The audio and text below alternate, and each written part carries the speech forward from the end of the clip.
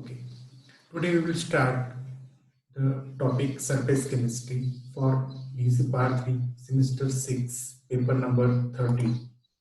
In this part, we can study following points. These are the points, that is introduction, adsorption mechanism, adsorption versus absorption, factors affecting adsorption, types of adsorption, adsorption isotherm, types of physical adsorption isotherm, being theory and application of adsorption.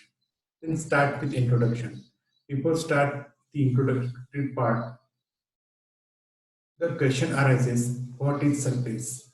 Surface means it is a boundary between two media. Surface is the boundary between two media. The boundary between two media is the media is solid, liquid or gases. At the surface, the concentration of molecule is higher, hence the surface will form. Then, since long time, animal charcoal is used to remove certain impurities are present in water or solution or sugar solution. In this case, a solution is passing from the charcoal.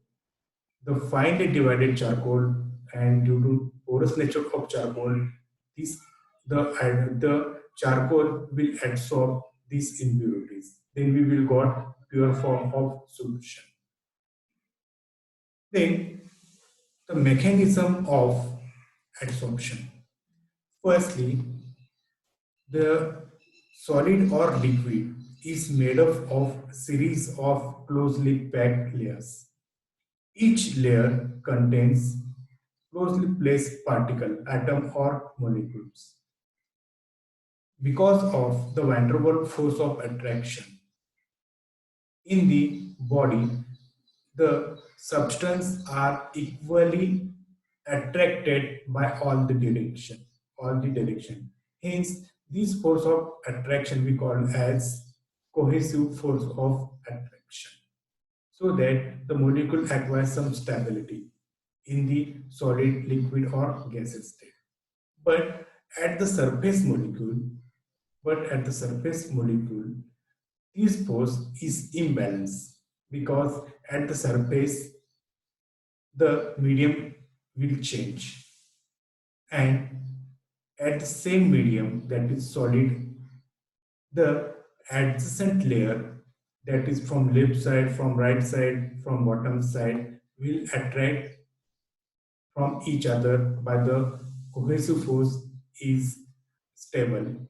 But at the top side and bottom side, this force becomes imbalanced. Because of this imbalance force, the surface attracts some foreign particles on its surface, and this mechanism we call as adsorption. And the molecule adsorb of foreign particles which may be different, we call as the force we call as adhesive force. Then the definition of adsorption is, it is the collection or accumulation of one substance on the surface of another substance due to physical force. एक substance दुसऱ्या सबस्टन्सच्या surface वरती collect होतो किंवा जमतो, कशामुळे तर एखाद्या physical फोर्समुळे, ऍडिसिव्ह physical force, त्यामुळे तो त्याच्यावरती जमतो, त्याला आपण म्हणायचं आहे ऍडसॉर्प्शन. The substance which adsorbs the another substance on the surface is called as adsorbent. आता ह्याच्यामध्ये परत ऍडसॉर्प्शन मध्ये दोन पार्ट असतात, एक ऍडसॉर्बंट आणि दुसरा ऍडसॉर्बेंट. ऍडसॉर्बंट म्हणजे काय, असा सबस्टन्स जो दुसऱ्या सबस्टन्सला आपल्या सर्फेसवरती कलेक्ट करतो किंवा जमवतो, अक्युमुलेट करतो, त्याला म्हणायचं आहे substance. For example charcoal.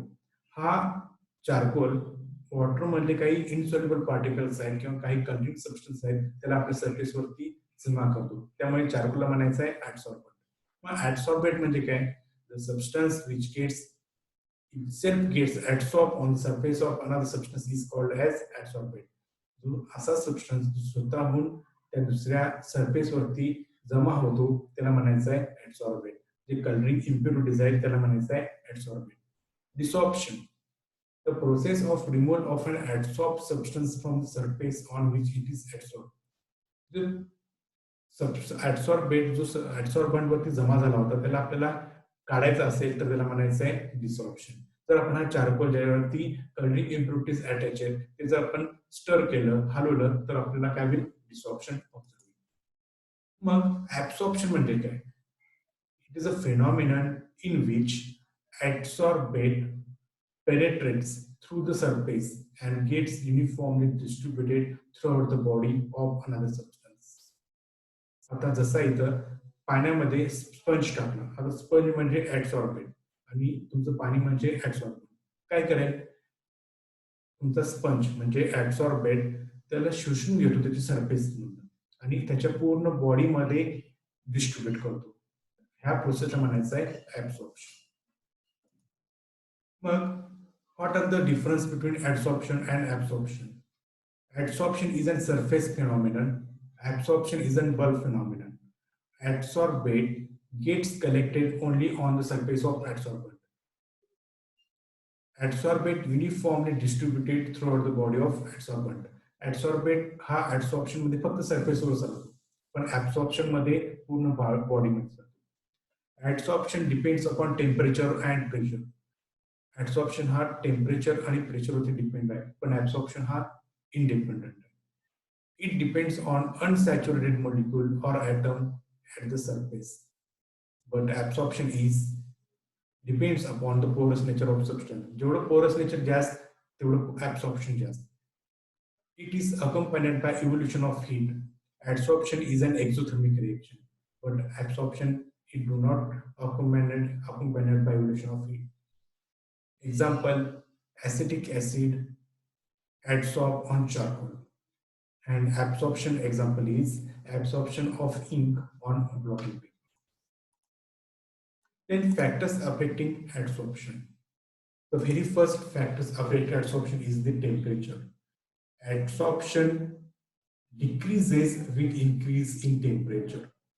If we can increase the temperature, then adsorption is decreases, and vice versa. Effect of pressure. In case of gas, if in case of gas, if you increase the pressure, then increase in adsorption. Pressure increase केलं की ऍडसॉर्प्शन सुद्धा काय होतो? Increase होतो. पण लिक्विडच्या बाबतीत जर त्याचं कॉन्सन्ट्रेशन इन्क्रीज केलं तर ऍडसॉर्प्शन इन्क्रीज होतो. And fourth one, effect of specific area of adsorbent. जर एरिया जर मोठा असेल तर ऍडसॉर्प्शन काय असणार आहे? जास्त असणार आहे. एरिया जर कमी असेल तर ऍडसॉर्प्शन सुद्धा काय असणार आहे? कमी असणार आहे. त्याच्यानंतर ऍडसॉर्बेट, इफेक्ट ऑफ ऍडसॉर्बेट, जी इझिली लिक्वेबल गॅसेस आहेत, जर तुम्ही बघितलात तर अमोनिया, HCl, कार्बन डायऑक्साईड हे लगेच गॅसेस स्टेट मधनं लगेच लिक्विड स्टेट मध्ये कन्वर्ट करतात. असे मॉलिक्युल्स लवकर ऍडसॉर्ब होतात as compare with permanent gases, hydrogen, oxygen, nitrogen etcetera. Fine powder असेल, रफर किंवा पोरस सरफेस असेल तर त्याची ऍडसॉर्प्शनची पॉवर ही जास्त असते. जर फाईन पावडर, रफर सरफेस किंवा पोरस सरफेस असेल तर त्याची काय असेल? Adsorptive power is more. Adsorption is reversible process. Adsorption, desorption is a reversible process. Adsorption is an exothermic process. जेव्हा adsorption होतं तेव्हा small amount of heat is liberated. And last one, adsorption is selective and preferential process. जर आपण दोन hydrogen gas आणि HCl gas हे जर मी adsorb व्हायला ठेवून दिलं तर selectively adsorb HCl. Then types of adsorption, that is physical adsorption and chemical adsorption. In physical adsorption, the physical adsorption is observed due to the van der Waals force of attraction between adsorbate and adsorbent. आता physical force, van der Waals force म्हणजे काय? समजा एक solid particle आहे, solid material आहे, त्याच्या bulk मध्ये एक सबस्टन्स कन्सिडर करूया आपण. तो सबस्टन्स दुसऱ्या सेम सॉलिडच्या सबस्टन्सला खेचून घेतो. ह्या सेम सबस्टन्सला जर खेचून घ्यायची प्रॉपर्टी दाखवतो त्याला आपण म्हणायचं काय? Cohesive force of attraction. Van der वाल्सचे दोन फोर्स आहेत, एक कोहेसिव्ह आणि एक ऍडिसिव्ह. त्यातला एक सबस्टन्स दुसऱ्या सेम सबस्टन्सला अट्रॅक्ट करून ठेवतो त्याला म्हणायचं कोहेसिव्ह फोर्स. अँड ऍडेसिव्ह फोर्स म्हणजे काय, हा ऍडेसिव्ह फोर्स त्या सॉलिड मटेरियलच्या सरफेसवर असतो. तर तो ऍडेसिव्ह फोर्स दुसऱ्या फॉरेन पार्टिकल्सला व्हॅन फोर्सने खेचून देतो, त्याला म्हणायचं आहे ऍडेसिव्ह फोर्स. आणि ह्या व्हॅन फोर्समुळे आपल्याला ऍडसॉर्प्शन पॉसिबल होतं. केमिकल ऍडसॉर्प्शन म्हणजे काय होतं, काही केमिकल सबस्टन्स जे आहेत ते काय आहेत, अनसॅटिस्फाईड व्हॅलन्सी आहेत. त्यामुळे ते अनसॅटिस्फाईड व्हॅलन्सी असल्यामुळे टू ॲक्वायर सम स्टॅबिलिटी ते काय करतात, केमिकल बॉन्ड फॉर्म करतात बिटवीन ऍडसॉर्बंट आणि ऍडसॉर्बंट. त्यामुळे ह्या जी काही ऍडसॉर्प्शन आहे त्याला म्हणायचं आहे केमिकल ऍडसॉर्प्शन. या दोघांची कंपॅरिझन आपण घेऊ, फिजिकल ऍडसॉर्प्शन आणि केमिकल ऍडसॉर्प्शन. फिजिकल ऍडसॉर्प्शन कशामुळे होतो, van der Waals force of attraction. पण केमिकल ऍडसॉर्प्शन कशामुळे होतो, due to the unsatisfied valencies it will form chemical bond. Physical adsorption कसा असतो, इट इज नॉट स्पेसिफिक, तो कोणत्याही पोझिशन कोणत्याही साईडनं ऍडसॉर्ब होतो. पण केमिकल ऍडसॉर्प्शन कसं आहे, highly specific. Physical adsorption is reversible, chemical adsorption is irreversible. Heat of adsorption, that is exothermic energy, is low, 20 to 40 kilojoule per mole. In chemical adsorption, exothermic reaction is high, 80 to 40 kilojoule per mole. Low temperature is favorable in physical adsorption. Increase with high temperature, chemical adsorption formation takes place. This multi-layer adsorption in physical adsorption, and in chemical adsorption only one layer formation takes place, we call as unimolecular layer. Then adsorption isotherm. Then question arises, or definition of adsorption isotherm is there. What is meant by adsorption isotherm? The answer is that the adsorption isotherm is a curve or equation which gives the relationship between amount of substance adsorbed by an adsorbent and equilibrium pressure in case of gas or equilibrium concentration in case of liquid at constant temperature. म्हणजेच ऍडसॉर्प्शन आयसोथर्म हा एक graphical curve मिळतो किंवा त्याचं एक equation मिळतं. आणि हे इक्वेशन किंवा कर्व काय दाखवतात, तर किती अमाऊंट ऑफ सबस्टन्स ऍडसॉर्ब झालेला आहे कुणावरती, तर ऍडसॉर्बंट वरती. तो स्टडी बघायचा आहे. कधी बघायचं आहे, ऍट इक्विलिब्रियम प्रेशर जर गॅस असेल तर, ऍट इक्विलिब्रियम कॉन्सन्ट्रेशन जर लिक्विड असेल तर, ऍट कॉन्स्टंट टेम्परेचर, एक ठराविक कॉन्स्टंट टेम्परेचर. आता इथं आपण बघूया फ्रिऑनलिच ऍडसॉर्प्शन आयसोथर्म. फ्रिऑनलिच ऍडसॉर्प्शन आयसोथर्म काय दिलेलं आहे, a variation of gas on solid surface with pressure at constant temperature over a limiting range of pressure, and this is called Freundlich adsorption. आता हा जो गॅस आहे हा सॉलिड सरफेस वरती एक कॉन्स्टंट टेम्परेचर, एक कॉन्स्टंट प्रेशरला किती ऍडसॉर्ब होतो ह्याचा स्टडी म्हणजे फ्रेंडलिच ऍडसॉर्प्शन असतो. मग mathematically this can be shown by A is equal to x upon n is equal to k into p raised to 1 upon n for gases, and A is equal to x upon m is equal to k into c raised to 1 upon n for liquid, where p is the equilibrium pressure and c is the equilibrium concentration. X is the mass of adsorbate, m is the mass of adsorbent, small a is the amount of adsorbate adsorbed by unit weight of adsorbent. K and n are constant and is n the value lies between 0 to 1. By plotting a graph of log A versus log B, then we got a straight line with slope is equal to 1 upon n and intercept is log of 1 upon k. Then Langmuir adsorption isotherm. The assumption of this theory is that the solid surface is homogeneous and has fixed number of adsorption site. आता consider करा एक surface आहे, त्या surface वरती त्याची एक fix site आहे, त्या तिथंच तो फक्त काय करतो, ऍडसॉर्ब करतो आणि होमोजेनियस लेयर बनवतो.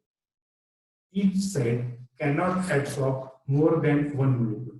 एखाद्या सरफेस वरती ऍब्सॉर्प्शन झालं, त्या सरफेस वरती ऍब्सॉर्ब झालेलं आहे त्याच्यावरती परत ऍब्सॉर्ब होत नाही, म्हणजे काय होतं, फक्त एक लेअर बनतो, त्याला आपण म्हणतो काय, युनिमोलिक्युलर लेअर. तिसरा, the absorb gas molecule behaves ideally in the vapour phase. जो गॅस ऍब्सॉर्ब झालेला आहे तो आयडियली बिहेव करतो. Fourth, adsorption is considered as an equilibrium between condensation of adsorbate molecule on the adsorbent and their evaporation from it. At equilibrium, this two rate becomes equilibrium. It's identical. Adsorption हे असं consider केलेलं आहे की condensation of adsorbate molecule on the adsorbent.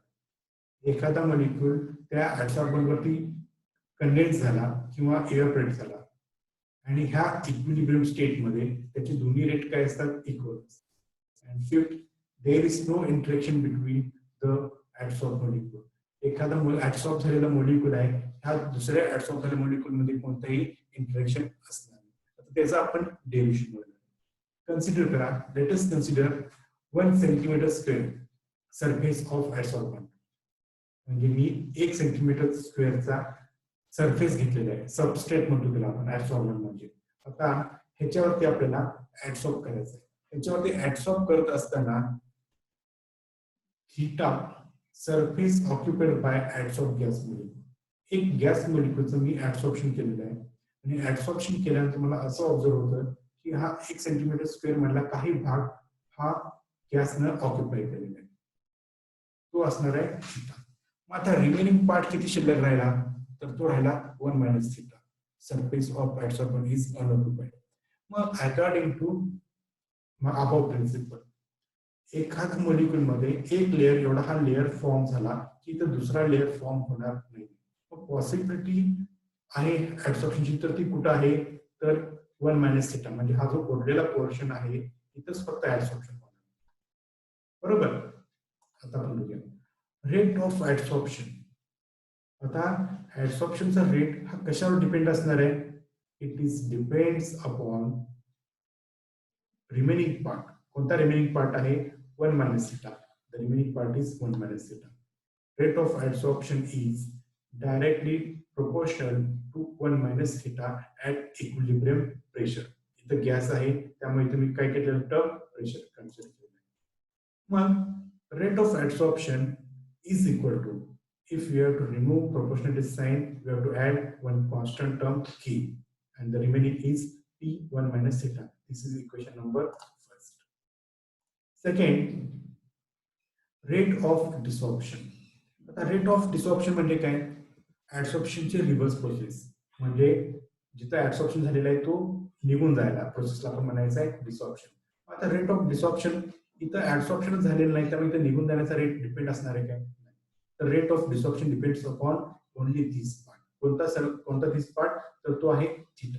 त्यामुळे rate of desorption is proportional to theta. And to remove the proportionality sign, we can add another one constant k dash.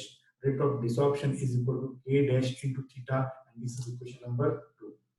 At equilibrium, आता मी मगाशी assumptions मध्ये बघितलं होतं, at equilibrium मध्ये rate of adsorption and rate of desorption is equal or identical. त्यामुळे equation first आणि equation second जर मी equate केलं तर मला काय मिळेल, k into p 1 minus theta is equal to k dash theta. आता मी सॉल्व करून घेणार आहे. काय करणार आहे, तर ह्या केपी न आत मल्टिप्लाय केलं, KP multiplied by 1 KP, KP minus theta minus K into P into theta is equal to K dash theta.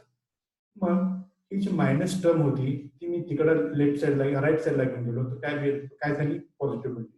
KP is equal to K dash theta plus K P theta. मग ह्याच्यात मी theta common काढलो तर मला काय मिळालं, K P is equal to theta bracket मध्ये K dash plus K into P. त्याच्यानंतर पुढच्या स्टेप मध्ये मी थीटा एक साइडला घेतला तर K dash plus K P हा गेला डिनॉमिनेटरला आणि मला इक्वेशन मिळालं 3. This is equation number 3. मग आपल्याला माहित आहे A is equal to X upon M is equal to K double dash theta. This is लँग्वेज इक्वेशन. आणि ह्या इक्वेशन मध्ये मी काय करतोय, इक्वेशन 3 मध्ये जी थीटाची व्हॅल्यू मिळालेली आहे ती व्हॅल्यू मी सबस्टिट्यूट केली. बघा इक्वेशन 3 मध्ये थीटाची व्हॅल्यू काय, k into p divided by k dash plus k into p. मी इथं व्हॅल्यू सबस्टिट्यूट केली तर मला हे इक्वेशन मिळालं. त्याच्यानंतर dividing numerator and denominator by K dash V K. आता डिनॉमिनेटर आणि न्यूमरेटर आणि डिनॉमिनेटर के डॅश न मी डिवाइड केलं तर मला काय मिळेल K double dash K divide by K dash P. आता इथं के डॅशला डिवाइडेड बाय के डॅश केलं तर मला मिळेल 1 K divided by K dash into P. मग हे K double dash K divide by K dash हे मी टर्म यूज केले तर के वन म्हणजे ह्या कॉन्स्टंटला मी दुसऱ्या एका कॉन्स्टंटला यूज केलेलं आहे. आणि सिमिलरली के के के अपॉन के डॅशला मी टर्म यूज केलेलं के टू आणि मला मिळालेलं इक्वेशन नंबर 5. हे इक्वेशन 5 म्हणजेच काय आहे लँगमियर ऍडसॉर्प्शन आयसोटोप. ह्याच्या आधारे जर मी प्लॉट एक ग्राफ मी ड्रॉ केलो तर मला अशा प्रकारे मिळेल P into x upon m with P, where alpha is an intercept and beta is the slope. मग त्याच्यात आपण लिमिटिंग केसेस कन्सिडर करूया. लँगमियरला काही लिमिटेशन्स आहेत ते लिमिटिंग केसेस आपण कन्सिडर करूया. केस first, if gas pressure is very low, then neglect K to P in equation number 5. As compared with negative, आपण जर ह्या गॅस प्रेशर जर आपण व्हेरी लो ठेवलं तर आपल्याला के टू पी ही टर्म काय करता येईल निग्लेक्ट करता येईल. काय मला मिळेल equation K1P. That is adsorption is directly proportional to pressure. ह्याचा अर्थ काय adsorption आपण म्हटलं प्रेशर इन्क्रीज केलं की adsorption इन्क्रीज होतं त्यामुळे adsorption हा प्रेशर वरती डायरेक्टली डिपेंड आहे.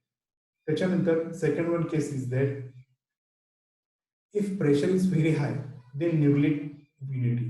जर आपण प्रेशर जर एकदम हाय ठेवलं तर आपण ही एक जी व्हॅल्यू आहे ती निग्लेक्ट करा. तर काय मिळेल मला K1P divided by K2P. K1P आणि K2P काय होईल P P कॅन्सल होईल आणि मला मिळत आहे K1 divided by K2 means amount of gas adsorbed at any temperature should reach constant limiting value at high pressure.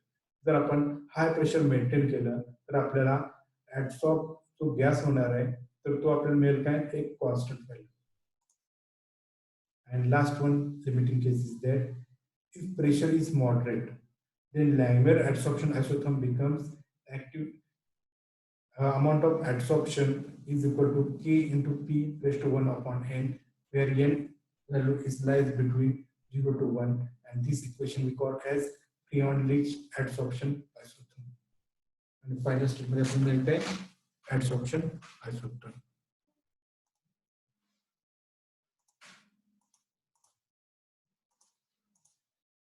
आता आपण बघूया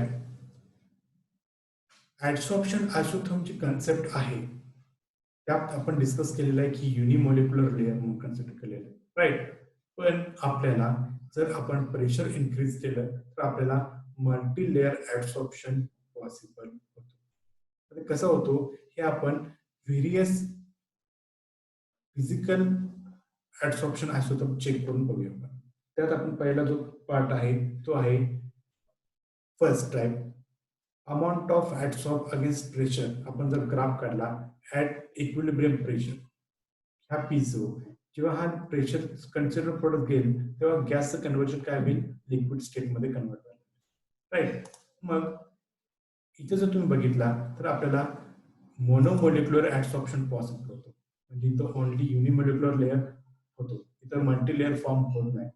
बट इन्क्रीज इन प्रेशर जसं प्रेशर इन्क्रीज होत जाईल तसं इथं आपल्याला नो चेंज ऑब्झर्व होईल. म्हणजे इथं प्रेशर इन्क्रीज केलं की ऍडसॉर्प्शन इन्क्रीज होत गेलेलं आहे. एक सर्टन प्रेशर इन्क्रीज केल्यानंतर ऍडसॉर्प्शन इन्क्रीज झालेलं आहे. एक सर्टन प्रेशर रिच झाल्यानंतर ऍडसॉर्प्शन आपल्याला कॉन्स्टंट व्हायला लागेल वाढणार नाही. आणि हे प्रेशर आलं की तिथं काय होईल gas is converted into liquid that is condensation. मग एक्झाम्पल कोणतं ह्याच्यामध्ये तर नायट्रोजन किंवा हायड्रोजन ह्यांचं ऍडसॉर्प्शन घेतलं चार्कोलवरती तर मला असं होतं. त्याच्यानंतर टाइप्स 2 ह्यात काय होतं बघा लार्ज डिव्हिजन इन लँगमियर ऍडसॉर्प्शन आयसोथर्म. कशामुळे होतं जेव्हा आपण प्रेशर इन्क्रीज होत जाईल तेव्हा मला हा जो कर्व असा होता तो कर्व त्याच्या रिव्हर्स व्हायला लागेल. कर्व काय व्हायला लागेल रिव्हर्स व्हायला लागेल आणि हे लार्ज डिव्हिजन ऑब्झर्व. इथं अमाऊंट ऑफ ऍडसॉर्प्शन इन्क्रीज व्हायला लागेल जेव्हा प्रेशर इन्क्रीज व्हायला लागेल. पण इन्क्रीज होत असताना मला एक महत्वाचा पॉइंट दिसत येतो की मल्टीमोलिक्युलर लेअर म्हणजे एक युनिमोलिक्युलर लेअर वरती दुसऱ्या लेअर वरती तिसऱ्या लेअर वरती चौथा लेअर असं मल्टी लेअर ऑब्झर्व करायला लागेल. आता याचं एक्झाम्पल कोणता? Adsorption of nitrogen on silica gel or platinum catalyst at 78 kelvin. जर आपण प्लॅटिनम मेटल घेतलं आणि त्याच्यावरती नायट्रोजन आणि सिलिका जेल ह्याचं आपण ऍडसॉर्प्शन केलं 78 केल्विन म्हणजे कमीत कमी टेम्परेचर आहे. कमी टेम्परेचर असेल तर ऍडसॉर्प्शन जास्त असतो, त्यामुळे आपल्याला इथं पॉसिबल होतो. टाइप 3 जो आहे तो मगाचा टाइप फर्स्टच्या एक्झॅक्ट उलटा ग्राफ आहे. हा उलटा ग्राफ काय दाखवतो तर complete multimolecular layer formation takes place. त्याच्यामध्ये maximum multimolecular layer formation takes place आहे. जसं प्रेशर इन्क्रीज होत जाईल तसं ऍडसॉर्प्शन हे इन्क्रीज होत जातं. आणि इथं आपल्याला एक्झाम्पल बघता येईल adsorption of bromine on silica gel and adsorption of bromine on silica gel or alumina gel at 353 Kelvin and type 4 and type 5. इथं जर बघितलं तर तुम्हाला इथं मध्ये कर्व दिसेल तुम्हाला. हा कर्व म्हणजे ऍडसॉर्प्शन होत असताना काही ठिकाणी तिथं कॅपिलरी तयार होतात. कॅपिलरी म्हणजे काही छिद्री तयार होतात आणि त्या छिद्रामध्ये तो जो गॅस मॉलिक्यूल आहे तो कंडेन्स झालेला ऑब्झर्व होतो. कंडेन्स झालेला ऑब्झर्व होतो. आणि टाइप 4 आणि टाइप 5 कसले आहेत? मल्टी लेअर आहेत आणि ह्या मल्टी लेअर मध्ये काही ठिकाणी जिथं ऍडसॉर्प्शन झालेलं नाही तिथं छिद्र तयार होईल, पोरस नेचर तयार होईल आणि ह्या पोरस नेचरवरती तुमचा गॅस कंडेन्स झालेला दिसतो आणि ह्याला म्हणायचं आहे capillary condensation. The example of type 4 adsorption is adsorption of benzene on silica at 323 Kelvin and type 5 adsorption of water vapor on charcoal at 373 Kelvin. Okay, friends. Then we will start the application of adsorption. The very first application of adsorption in the water purification. Water contains insoluble impurities like mud, sand, etc. When this water is passing through on charcoal bed, the charcoal adsorbs these insoluble impurities to get pure form. Sometimes soluble impurities are also present in water. The soluble impurities like calcium, iron, magnesium, salt. So that because of calcium and magnesium, the water becomes hard. So when this water is passing from ion exchange adsorption process, in this process, this hard water is passing through a column containing permitted. Here, these permitted exchange calcium and magnesium with sodium ions, and then water becomes salt.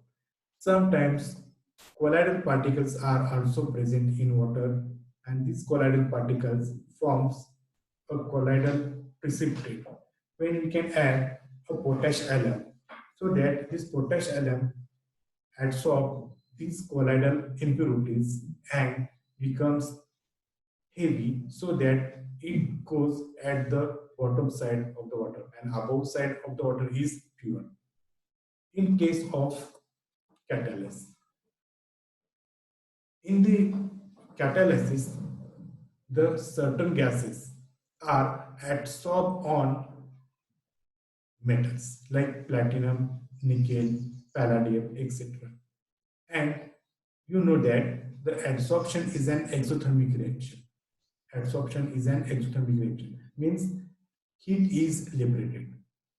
त्यामुळे heat liberate झाल्यामुळे जे तुमच्या कॅटॅलिसिस मध्ये जो काही तुमचा role असणार आहे मेटलचा आणि तुमचा गॅसचा, तर हीट लिबरेट झाल्यामुळे ते स्वतःहून ऍक्टिव्हेट होते. त्यांना एनर्जी ऍक्टिव्हेशन स्वतः मिळेल, त्यामुळे रेट ऑफ रिएक्शन काय होईल? फास्टर होईल. आणि अशा प्रकारे आपण एखाद्या कंपाऊंडचा रिडक्शन करायचं असेल तर हायड्रोजन गॅस आपण निकेलवरती ऍडसॉर्ब करतो आणि हा निकेल हायड्रोजन गॅस तुमच्या अल्किनवरती किंवा अल्कानवरती रिएक्शन करतो आणि त्याच्यानंतर आपल्याला त्याचं रिडक्शन ऑब्झर्व होतं. अशामुळे कॅटॅलिस्ट म्हणून यूज केल्यामुळे तिथं एक्झोथर्मिक एनर्जी लिबरेट होती, त्यामुळे रेट ऑफ रिएक्शन काय होती, फास्ट होती आणि आपल्याला प्रोडक्ट सुद्धा with high observe. Next one is in adsorption indicator. आता ऍडसॉर्प्शन इंडिकेटर म्हणजे काय, तर इन ऍडसॉर्प्शन इंडिकेटर कन्सिडर करूया आपण titration between NaCl and HgO, sodium chloride आणि सिल्वर नायट्रेट. काय होतं, NaCl चा व्हाईट प्रेसिपिटेट फॉर्म होतो. आता इथं जर समजा आपल्याकडे इंडिकेटर दुसरा अवेलेबल नाही, तर इथं आपण इंडिकेटर म्हणून आपण यूज करूया इओसिन और फ्लोरोसिन. आता काय होतं बघा, NaCl वरती आपण HgO3 ऍड करत असताना जेव्हा एक्सेस मोल ऑफ HgO3 आपण ऍड करतो, तेव्हा AgCl आणि Ag+ हा प्रेसिपिटेट फॉर्म होतो आणि हा पॉझिटिव्ह चार्ज प्रेसिपिटेट कोण घेतं, तर तुमचा फ्लोरोसिन घेतो. हा फ्लोरोसिन हा अनायन आहे, हा पॉझिटिव्ह चार्ज घेतल्यानंतर तो आपल्याला पिंक कलर ऑब्झर्व करतो आणि ह्या पिंक कलर मध्ये आपण काय करू शकतो, इन पॉइंट डिटरमाइन करू शकतो.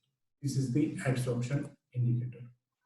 In chromatographic analysis. आता क्रोमॅटोग्राफिक अनालिसिस मध्ये काय, समजा Fe3+, Cu2+, Cobalt2+ ह्या दोघांचे जर आपण कॉलम घेतला, तर प्रत्येकाची ऍडसॉर्प्टिव्ह पॉवर काय असणार आहे, कमी जास्त असणार आहे. Fe3+, Cu2+ आणि Cobalt2+. ह्या तिघांना कॉलम मध्ये रन केलं तर प्रत्येकाची ऍडसॉर्प्टिव्ह पॉवर वेगवेगळी असल्यामुळे तो त्यांचं स्पीड प्रत्येकाचं हे वेगळं असणार आहे आणि त्यानुसार आपण काय करू शकतो, 3 पार्ट्स आपण बाहेर पडू शकतो. त्याच्यानंतर in production of high vacuum. जर आपल्याला हाय व्हॅक्यूम बनवायचा असेल तर कसं बनवता येईल, आता आपल्याला माहित आहे काय हे, जसं की आपण प्रेशर इन्क्रीज केलं की ऍडसॉर्प्शन इन्क्रीज होतं. जर आपण एखाद्या खोलीमध्ये भरपूर गॅस आहे आणि ते गॅस आपण काढून टाकायचं झालं, म्हणजे गॅस काढून टाकलं तर काय होईल, व्हॅक्यूम बनेल.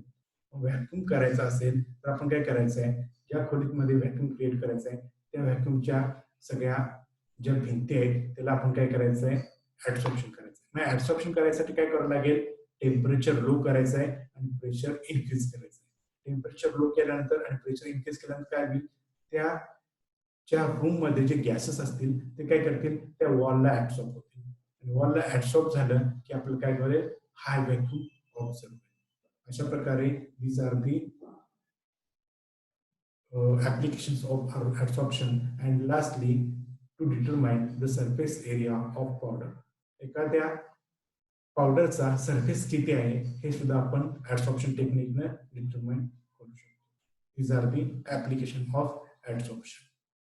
ह्यात एक पॉइंट राहिला BET थिअरी, तो आपण उद्याच्या लेक्चरला कंटिन्यू करूया आणि इथं आपला हा टॉपिक संपतो. ठीक आहे, इथं आपण थांबूया.